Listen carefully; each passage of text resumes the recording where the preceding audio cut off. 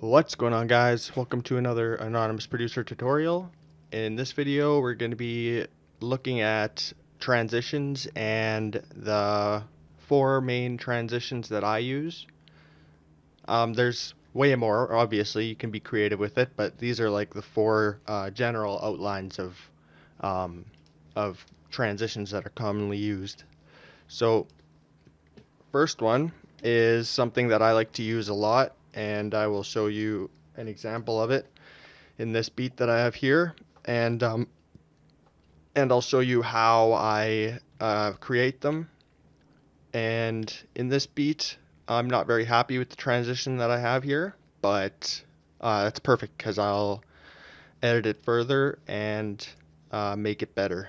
So I got my controller here messing with me, making noise and shit.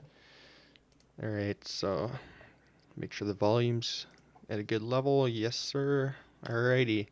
So yeah, often people will, in a beat, hip hop beat, people will transition from the intro to the verse, and then sometimes they'll just run straight through the verse and then transition to the hook and then out of the hook. Sometimes people will even add a form of a transition in the middle of the verse, like after two bars, then they will, or after, I mean, sorry, after 8 bars, then they'll transition and then another 8 bars and then they have the hook. Yeah, 8 bars, yeah, for sure.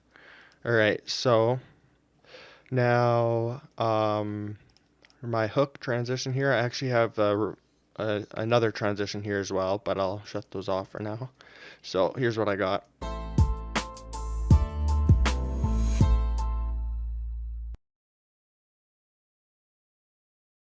So it just builds up slowly like that, and what you got to do is whatever key you're playing or the song you're making is in.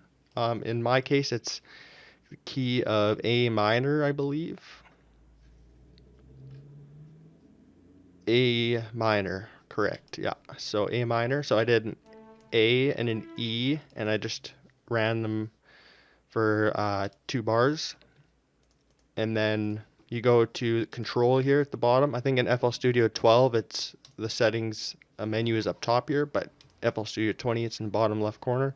You go to channel volume, and then you can click, and then you can edit this just by clicking.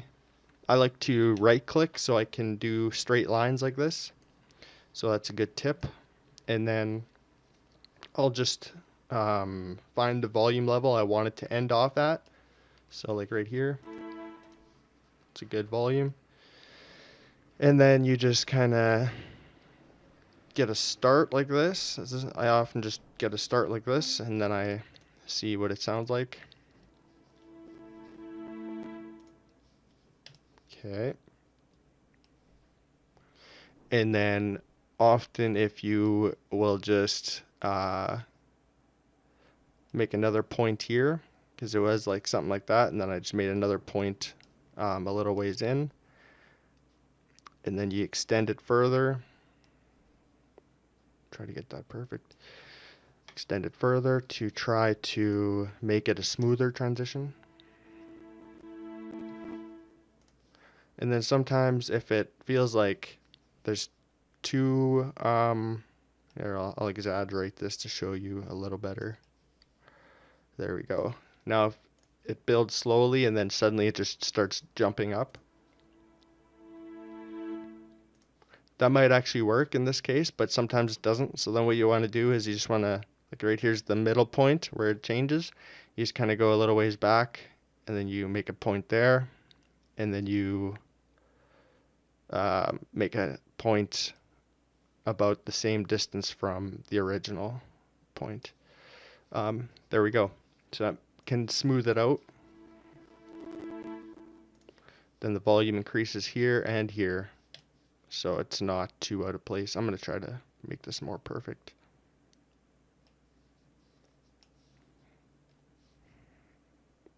Crap. Alright, so that's good enough. And I should have mentioned this before, but I'm using some strings, violins, and things of that sort. So that's often a good one to use. And you can also use horns. You can use a synth if you want. I often use really aggressive synths for certain songs that are really aggressive, like especially like trap or like EDM or something like that. So it just depends on the beat, and you can go lower, lower pitch, lower octave. See how that sounds? Sometimes that'll fit the song better.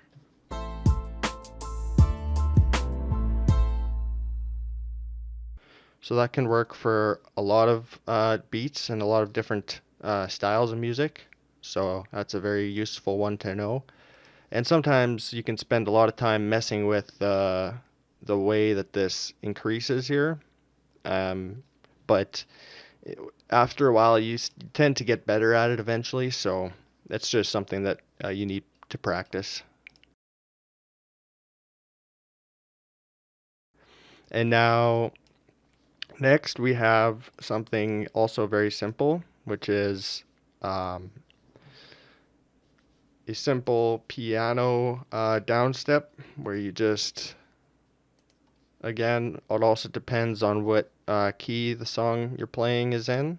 And here I have, um, it's just stepping down from, I actually have this step down multiple times in the verse. So it's just, the verse is playing and then it's just a simple, that's in the middle.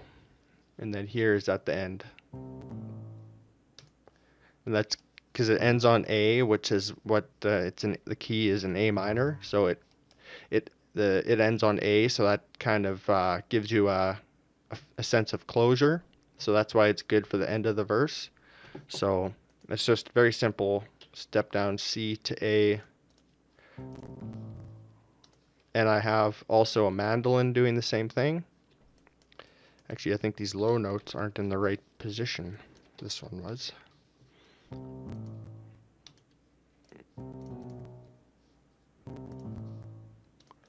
So that's a very simple one that you can also apply to all types of music. And you can do different things too, like add more notes.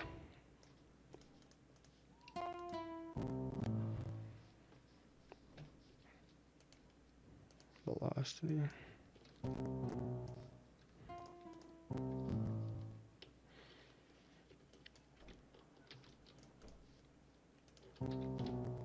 So really whatever sounds good in your beat. So you can do something like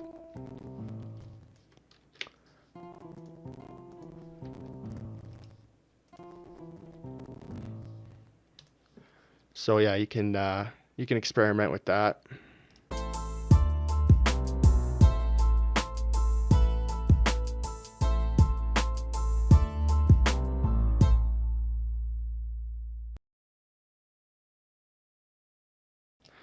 And next we have the simple, very, very simple reverse cymbal, where you just take a cymbal.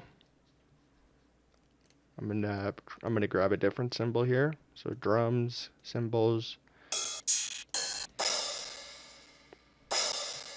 That one could work. And then you just double click it, opens up this menu, and then you hit reverse, and now you have a reverse cymbal. And usually you'll have to turn the volume down quite a bit. So just get rid of these, and then you just place it right where you're transitioning to, and then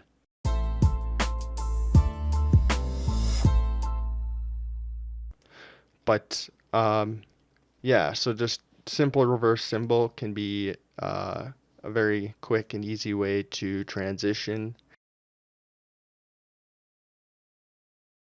The fourth one is cutoff, which I did here along with the reverse cymbal, and I also did the downstep, and I also did the transition. So I used all four different types of transitions in this case. So it's as simple as literally just having your drums and then you just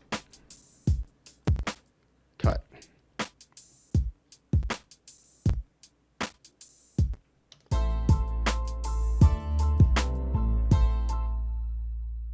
yeah, you just do a cutoff. You can do it here, you can do it here. Sometimes it's a longer cutoff, sometimes it doesn't work having a longer cutoff like that, so you do it there. And then, yeah, you can sometimes even cut all your instruments. Like you often hear that, which adds kind of an interesting effect for rappers because they can be rapping their verse and then there's everything cuts and then it's like it just like builds anticipation and energy. And I think it's a very creative way of making your music sound a little more interesting. And it's interesting how extremely good producers and beat makers, and this even applies to like comedians and stuff like that, where it's like they use silence to their advantage, using silence to like using it very carefully and intentionally can be an extremely useful tool for building anticipation, um, making things more exciting, making you kind of uh, waiting for the beat to drop or whatever. So that's a very interesting thing to keep in mind and definitely good to try to use in practice. So that'll be it for this video. If you guys got anything out of it, then make sure to smash the like button and leave some comments down below if you have any requests for videos that you want me to do, or if you have any questions as well. And also make sure to hit the subscribe button.